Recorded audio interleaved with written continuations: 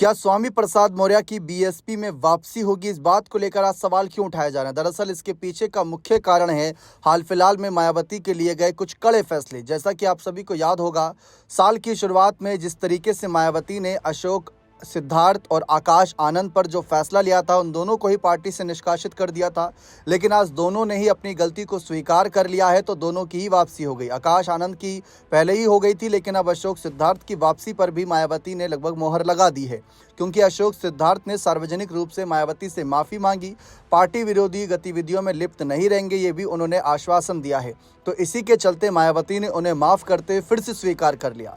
अब चर्चा इसी बात की हो रही है कि बीएसपी अपने पुराने फॉर्म पर लौटती नजर आ रही है। पुराने जनाधार बनाने के लिए क्या और भी नेताओं की वापसी होगी? इनमें एक बड़ा नाम जुड़ रहा है स्वामी प्रसाद मौर्य का, क्योंकि स्वामी प्रसाद मौर्य ने हाल ही में ये बात साफ कही थी कि अगर बहन जी अपने पुराने मिशन पर वापस लौटती हैं तो हम भी उनका साथ देने के लिए तैयार हैं।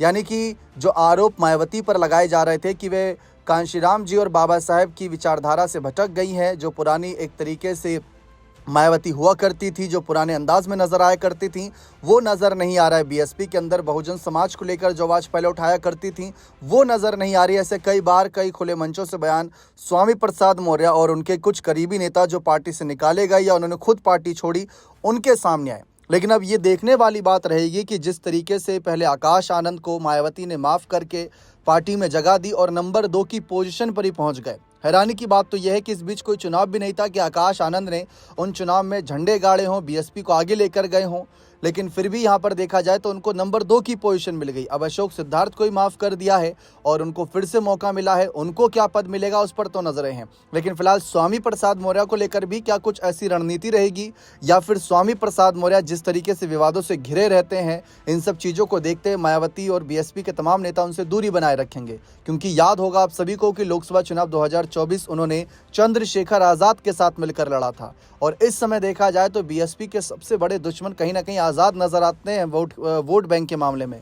क्योंकि आज़ाद धीरे धीरे ही सही, लेकिन कांशीराम और बाबा साहेब जी की बात करके जन समर्थन जुटाने में लगे हुए हैं, और वही कहीं ना कहीं अंदाज जो है बीएसपी का काफ़ी सालों से रहा है। लेकिन अब कहा जा रहा है कि चंद्रशेखर की बढ़ती लोकप्रियता और ताकत को देखते हुए ये कहा जा सकता है कि बीएसपी के जनाधार पर अगर कोई बड़ा यहाँ पर कह सकते हैं सेंध लगाएगा तो चंद्रशेखर हो सकते हैं, और उन्हीं का साथ लिया था स्वामी प्रसाद मौर्य ने। तो क्या मायावती उनको तब भी स्वीकार करेंगी? फिलहाल ऐसा स्टेटमेंट तो मायावती ने अब तक नहीं दिया है।